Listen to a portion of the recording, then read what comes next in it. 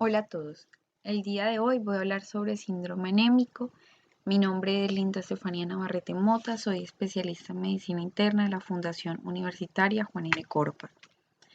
En estos 15 minutos, entonces voy a tratar sobre la definición, historia o epidemiología del síndrome anémico, la fisiología, características de ese actor principal, que es nuestro eritrocito, clasificación de la anemia o de las anemias según su fisiología, según su volumen corpuscular medio, el abordaje clínico, paraclínicos y esos paraclínicos en paralelo para podernos enfocar y algunas conclusiones. Entonces la palabra anemia proviene del griego anaimia, en el cual el prefijo griego a significa no o sin y el prefijo aimia significa sangre, para tener nuestra palabra anemia, que es sin sangre.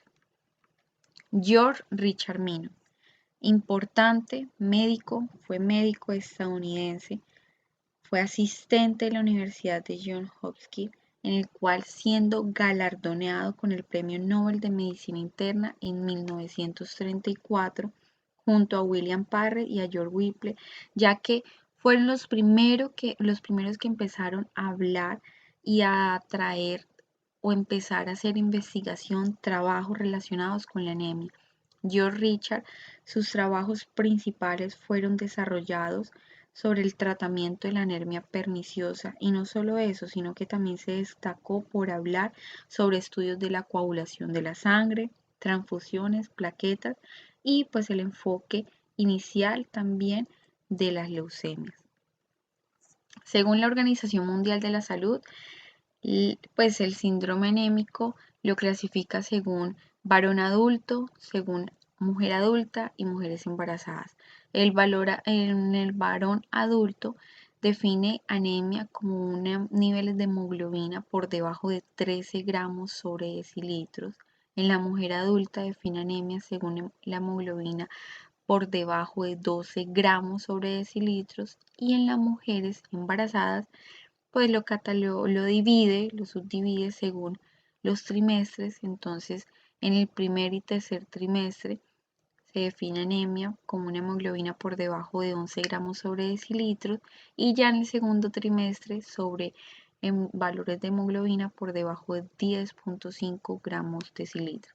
Si nos vamos pues a los pediatras, a la parte de los niños menores de 3 meses, anemia lo define la Organización Mundial de la Salud como niveles de hemoglobina por debajo de 10.4 gramos sobre decilitros. En los niños de 3 a 7 años, ya niveles por debajo de 11.7, y en mujeres adultas y en hombres adultos, lo que hablamos en la diapositiva anterior.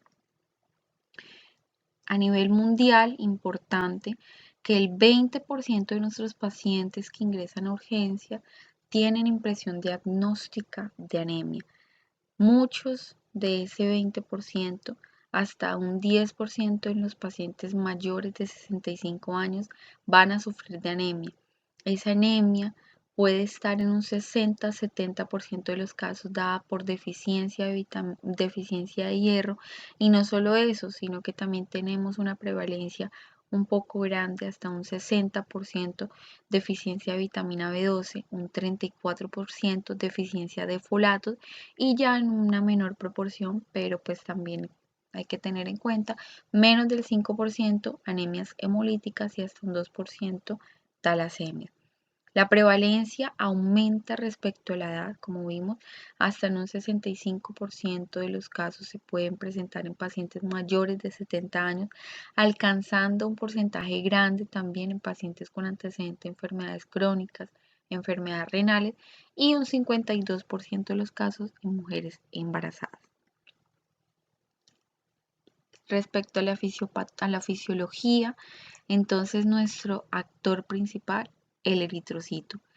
Tenemos que hablar, y pues es importante hablar sobre la eritropoyesis, ya que la eritropoyesis es ese proceso de producción importante de glóbulos rojos, conocido también pues como eritrocito, en el cual vamos a ver más adelante cómo se va a producir ese estímulo para poder que pues haya o exista eritrocitos a nivel de la sangre.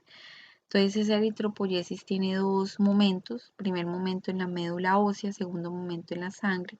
Entonces en la médula ósea ese proceso de maduración empieza por la célula madre, la hemocitoblasto, célula madre que en el cual es una célula madre hematopoyética multipotente que a su vez se va pues como a dividir o a convertir en un proeritroblasto que este a su vez es estimulado por la eritropoyetina para convertirse en un eritroblasto posterior a un normoblasto.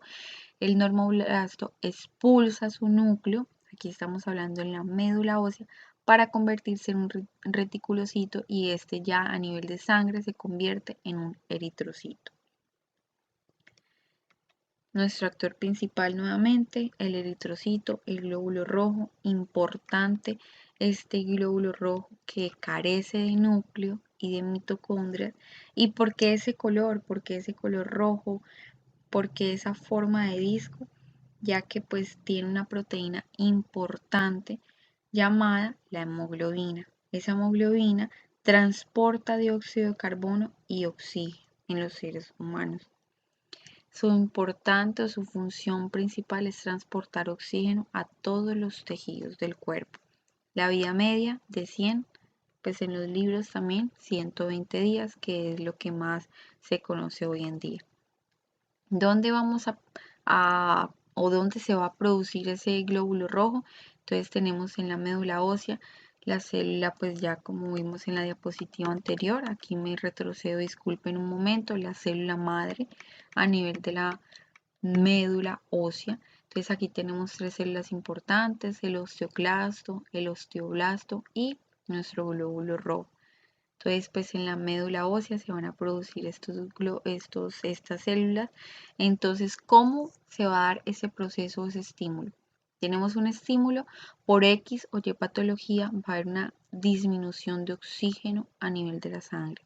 Entonces, aquí esta disminución de oxígeno a nivel de la sangre es sensado por el riñón, en el cual el riñón lo que va a hacer es tratar de aumentar la secreción de eritropoyetina, en el cual una vez aumente esa secreción de esa hormona que es la eritropoyetina, va a llegar al órgano diana, que es a la médula ósea, y esta a su vez va a estimular la proliferación y la diferenciación de esos glóbulos rojos para que poco a poco se empiecen pues, a formar, a haber un aumento de producción y como respuesta tenemos un aumento del oxígeno a nivel de la sangre.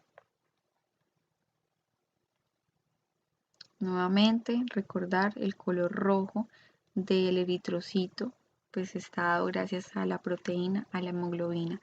Y pues importante acá a nivel intestinal que tenemos la parte de la producción de vitamina B12 conocida como cobalamina y la vitamina B9 conocida como ácido fólico, ya que estas dos vitaminas también son importantes y esenciales para la maduración y formación de los glóbulos rojos. Por ende, una deficiencia de vitamina B12 o una deficiencia de vitamina 9, conocida como ácido fólico, me va a traer un fracaso en la maduración de ese hematide, de ese eritrocito, y una alteración a nivel de la división nuclear y pues una ruptura o una alteración en la síntesis del ADN. Hablando de clasificación de las anemias, entonces empezamos respecto a su fisiología, ya que si tenemos alguna alteración en la fisiología que se nombró anteriormente, podemos tener algunas patologías relacionadas y también según el volumen corpuscular medio. Entonces, según su fisiología, entonces si nos vamos a la producción en la médula ósea, si hay lesiones de la médula ósea, puede haber infiltraciones y pueden existir aplasias de médula ósea, freno medular. Entonces, tenemos que ir a investigar a nivel de la médula ósea. Ya si tenemos alteración del eritrocito, entonces podemos tener deficiencias de hierro, talasemias o anemias sideroblásticas. Si tenemos alteración de los defectos nucleares, de las bases nucleares de esa división celular, podemos buscar sobre deficiencia de ácido fólico, deficiencia de vitamina B12 o alguna toxicidad por fármacos.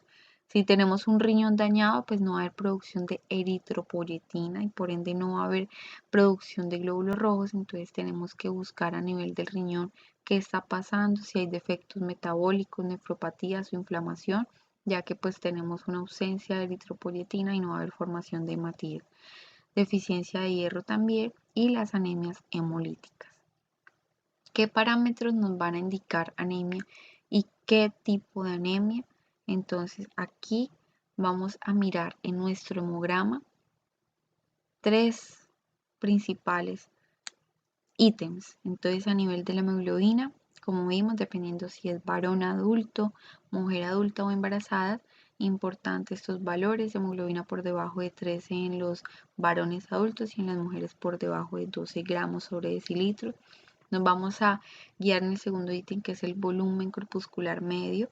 Entonces, si está menor a 80, vamos a hablar de anemias microcíticas. Si está entre 80 a 90, algunos libros, como vamos a ver más adelante, lo describen hasta 96. Vamos a hablar de anemia normocítica y mayor de 96 o de 100, macrocítica. Y ya la hemoglobina corpuscular media, que pues está para ver si hablamos de hipocromía o de macro, que también se habla, entonces hipocromía por debajo de 27 o macrocíticas por debajo de hipocrómico o normocrómico por debajo de, por encima de 30. Entonces nuevamente volumen corpuscular medio por debajo de 80 centilitros. Entonces, ¿qué patologías podemos pensar? Si hay disminución de la superficie membrana, podemos pensar en esferocitosis, anemia ferropénica o anemia por trastorno crónico. Si tenemos una disminución en el conteo de hematíos, anemias sideroblásticas o talasemias. Si tenemos un volumen corpuscular medio entre 80 a 100 o incluso también 96, como lo describen algunos libros, podemos pensar en anemias de trastornos crónicos, anemias hemolíticas y también pues algunas alteraciones a nivel de la hormona de la tiroides, autoinmunes e infecciones. Y ya si hablamos pues también de las anemias con volumen corpuscular medio por encima de 90 o 96, incluso alguna literatura por encima de 100, tenemos que mirar el conteo de Matías para ver si tenemos un sangrado activo o anemias hemolíticas, deficiencia de vitamina B12 o ácido fólico o vitamina 9. Podemos pensar en anemias macrocíticas o sideroblásticas y ya en otras clases de anemias como son el freno medular, las aplasias, síndrome mielodisplásicos, hipotiroidismo o hepatopatías. A nivel de reticulocitos, entonces si tenemos un conteo de reticulocitos elevados, podemos pensar en anemias regenerativas como hemólisis o sangrados agudos. Y si tenemos un nivel de reticulocitos normales o pues no elevados, anemias hiporregenerativas, y podemos pensar en estas tres patologías: aplasias medulares, deficiencia de hierro o deficiencia de vitamina B12 o ácido fólico. El abordaje clínico, pues vamos a hacerlo en paralelo y voy a mostrarles qué paraclínicos importantes es lo que hay que pedir para pues no tener un abordaje como grande y decirlo en palabras castas, disparar a todos, sino que podernos enfocar un poco y poderle pedir a nuestro paciente el paraclínico pertinente. Entonces lo que tenemos a la mano y es nuestra herramienta y lo que nos da casi un 80% de los casos una impresión diagnóstica sin pedir laboratorios de una vez, y ahí podemos enfocar es nuestra historia clínica. Indagar a nuestro paciente si tiene síntomas generales: astenia, adinamia, mareo, lipotimia, si tiene a nivel cardiovascular alteración, palpitación, taquicardia, dolor precordial, síntomas anginosos, síntomas de infarto agudo del miocardio. A la palpación tenemos que buscar que no tenga esplenomegalia en nuestro paciente para pensar en secuestro medular también. Si nuestro paciente manifiesta dificultad para respirar, Cuando lo vamos a examinar, importante verle la piel, ver las uñas, que no tenga coiloniquia, palidez, frialdad, alteración, ictericia también, debilidad muscular. Mirar cómo está la parte de las defensas de nuestro paciente, importante a nivel de la lengua, que no tenga glositis o quelitis también, para pensar deficiencias de vitamina B12 y ácido fólico. ¿Qué caminos vamos a tomar? Ya teniendo la clínica de nuestro paciente, vamos a catalogar o vamos a clasificar 4 grandes grupos. Entonces vamos a indagar a nuestro paciente si han tenido pérdidas agudas, las mujeres en edad fértiles, cómo es ese sangrado, si han tenido hemorragias, coágulos, cómo es ese estado nutricional, los alimentos. Tenemos que pensar que hay pacientes que se denominan vegetarianos, tienen una dieta estricta, entonces no hay consumo adecuado de carne, entonces esas anemias carenciales también, degradación, anemias hemolíticas o aumento o disminución de la producción de eritrocitos. Entonces tenemos nuestras primer enfoque, anemias microcíticas. Entonces las anemias microcíticas vamos a dividirla en 3 grandes patologías, por decirlo así, en 3 grandes grupos: deficiencia de hierro, talasemias y enfermedades crónicas. ¿Qué vamos a pedir? Entonces vamos a pedir un índice de capacidad de hierro, vamos a pedir ferritina, niveles de ferritina, y vamos a pedir también, importante, niveles de hierro. Vamos a mirar el RDW de nuestro paciente, el ancho de distribución de nuestro paciente, y vamos a mirar también, importante, ese conteo eritrocitario. Entonces, en pacientes con deficiencia de hierro, entonces, ¿cómo está esa capacidad total de transporte de hierro? Aumentada. ¿Cómo están los niveles de ferritina? Están bajos. Niveles de hierro, ¿cómo están? Bajos. El ancho de distribución está aumentado y el conteo eritrocitario está bajo. Entonces, si solicitamos estos paraclínicos y vemos estas entidades, podemos estar pensando que nuestro paciente tiene una anemia microcítica por deficiencia de hierro. Si tenemos un paciente que tiene una capacidad libre de transporte de hierro igual, nivel de ferritina igual, niveles de hierro igual, un ancho de distribución bajo y un conteo eritrocitario que puede estar igual o bajo, podemos estar pensando en talasemia.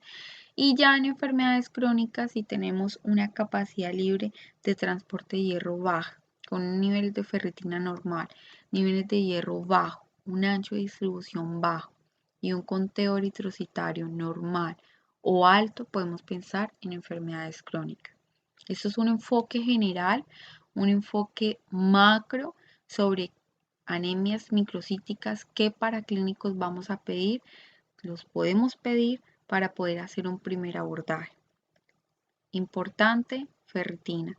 La ferritina, en este caso, tiene un valor de confiabilidad dependiendo de si es menor de 15 miligramos, un valor muy específico hasta un 99% de los casos que me puede hablar de niveles de anemia por déficit de hierro.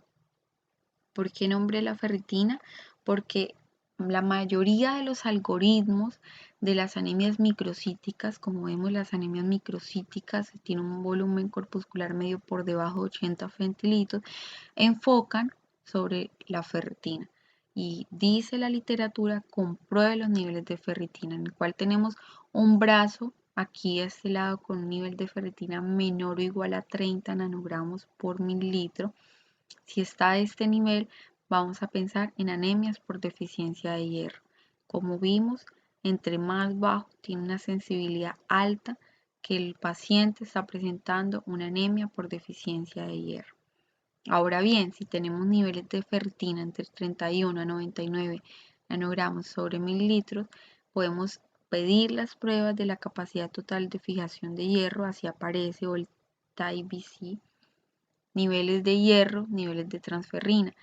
Si tenemos un aumento en la capacidad de fijación de hierro con un hierro bajo y una saturación de transferina baja, vamos a pensar en anemias por deficiencia de hierro. Pero si tenemos una capacidad total de fijación de hierro baja, con un aumento de hierro y una transferrina aumentada, Podemos pensar en trastornos crónicos, pacientes con enfermedad renal crónica, pacientes con alteraciones a nivel de tiroides. Y ya si tenemos unos niveles de hierro completamente, o de ferritina completamente normal, podemos pedir saturaciones de hemoglobina, podemos pedir la hemoglobina A2, podemos pedir la hemoglobina F para poder hablar también de anemias sideroblásticas y también podemos hablar de anemias o rangos talasémicos dependiendo de estudios de ADN. Y si tenemos esos niveles de hemoglobina A2 y la F aumentada, podemos hablar de talasemia B. Tenemos el último brazo, entonces niveles de ferritina aumentados, entonces ya más adelante vamos a ver que también la ferritina es un marcador de inflamación, entonces podemos buscar otras causas de anemia. Listo, la anemia microcítica, volúmenes pequeños, en quién vamos a pensar, qué vamos a pedir y cuáles son los paraclínicos en paralelos que vamos a solicitar. Ahora la anemia normocítica, entonces aquí tenemos pues unas entidades principales. En la anemia normocítica nos vamos a enfocar en el conteo de reticulocitos y en el RDW o ancho de distribución. En el conteo de reticulocitos, entonces si tenemos un conteo de reticulocitos normal o bajo, vamos a corroborar esa impresión diagnóstica, pedimos niveles de ferritina y podemos mirar que muchas de estas anemias normocíticas comparten características de anemias microcíticas. Si tenemos conteo de reticulocitos, pues básicamente normal o altos también, vamos a pedir un CUMS y si ese CUMS nos sale positivo, un CUMS directo, podemos pensar en anemias hemolíticas. Si sale negativo, podemos pensar en anemias congénitas o hemólisis microangiopática. Vamos a pedir en este caso niveles de LDH y aptoglobulina para poder corroborar esa impresión diagnóstica. ¿Cómo hacemos ese conteo de reticulocitos o esos reticulocitos corregidos? Entonces los reticulocitos que nos aporta el laboratorio por el hematocrito que nos aporta por el dividido el hematocrito ideal. Y el RW, el ancho de distribución, si tenemos un ancho de distribución normal, entonces podemos pensar en anemias por enfermedades crónicas. Y si tenemos un RW aumentado, que en alguna literatura dice aumentado por encima de 15, entonces podemos estar pensando en hemólisis, es decir, la médula está respondiendo. Tener en cuenta que la anemia normocítica también se puede comportar algunas entidades, pueden compartir algunas entidades con la anemia microcítica y también puede compartir algunas entidades con la anemia macrocítica. La anemia macrocítica, entonces, importante, volumen corpuscular medio mayor a 96, algunos libros, ojo, van a encontrarlo mayor a 100, otros hasta mayor a 90, depende de la literatura, pero pues tenemos que enfocar el paciente, por eso es importante hacer un muy buen interrogatorio. Entonces, en las anemias macrocíticas vamos a solicitar de primero el extendido de sangre periférica, donde pues ahí nos pueden decir si hay esquizocitos, si hay carriolexis, dependiendo de, para poder corroborar y pues asimismo, dependiendo del indagatorio de nuestro paciente, poder saber si tiene alguna alteración para poder discernir si hay otra entidad que puede estar causando esa alteración en el extendido de sangre periférica, como alcoholismo, drogas, hipotiroidismo, hemorragia, alteraciones pulmonares y también pues anticonvulsivantes o quimioterapias que me pueden dar. Ahora bien, vamos a pedir una vez si el extendido de sangre periférica no mostró alteración, vamos a pedir recuento de reticulocitos, vitamina B12 y niveles de folato. Entonces, los reticulocitos, si están menor o igual de 2, vamos a pedir niveles de LDH, bilirrubinas, ¿para qué? O con el fin de que vamos a buscar, entonces, patologías como hemólisis. Como les mostré en la diapositiva anterior, la anemia normocítica, cuando tiene niveles de reticulocitos alterados, pues vamos a ver si tiene una LH aumentada para poder mirar si nuestro paciente está haciendo hemólisis CUMS directo. Y si está normal, entonces vamos a mirar que no tenga alguna pérdida de sangre o un hiperesplenismo. Si tenemos niveles de vitamina B12 y ácido fólico alterados, entonces aquí están los percentiles, los valores, aunque depende también del laboratorio. Niveles de vitamina B12 por debajo de 100 picogramos por mililitros o niveles de folato ácido fólico por debajo de 5 nanogramos por mililitros. Entonces, si están bajos, podemos pensar en anemias pues por déficit de vitamina B12. Disculpe por acá que se me movió. Pero si está en zona gris, entonces vamos a pedir niveles de ácido metilmalónico y homocisteína con el fin de que para poder descartar o corroborar si estamos ante una deficiencia de vitamina B12, si tenemos un aumento del ácido metilmalónico y de aumento de la homocisteína, estamos ante un paciente con déficit de vitamina B12. Y si tenemos unos niveles de homocisteína aumentados con un ácido metilmalónico normales, entonces podemos pensar en deficiencia de folato. Entonces me devuelvo un momento. Niveles altos de ácido metilmalónico y niveles altos de homocisteína, deficiencia de vitamina B12. Niveles altos de homocisteína y niveles normales de ácido metilmalónico, podemos pensar en deficiencia de folato. Y tenemos el otro brazo de la vitamina B12 que esté normal y niveles de ácido fólico también normal. Entonces podemos pedir niveles de ferritina y pues ahí nos vamos al algoritmo de las anemias microcíticas dependiendo para mirar si son anemias por deficiencia de hierro, si son anemias por enfermedades crónicas o básicamente si son anemias por alguna enfermedad renal crónica per se.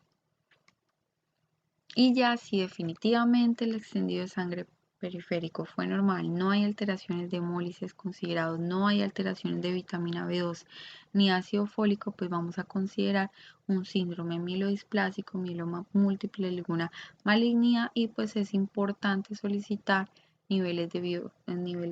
solicitar valoración a hematología para poder realizar estudios de biopsia en médula ósea para poder corroborar la impresión diagnóstica. Entonces, ya para finalizar, entonces tenemos que contextualizar a nuestro paciente, tenemos que individualizar al paciente, hacer una adecuada anamnesis para poder, uno, tener un abordaje sindromático, dos, mirar cuál es esa sospecha clínica para poder hacer un diagnóstico adecuado y tres, importante seguir los algoritmos para poder tener un diagnóstico acertado y no pedir un gran nivel de paraclínicos que de pronto nos puede como perder, sino hacer las cosas en paralelo, las cosas es secuencial. Muchas gracias a todos y pues espero esta presentación los lleve para poder como que abrir el panorama de abanicos, de opciones y pues seguir estudiando. Muchas gracias a todos, un feliz día.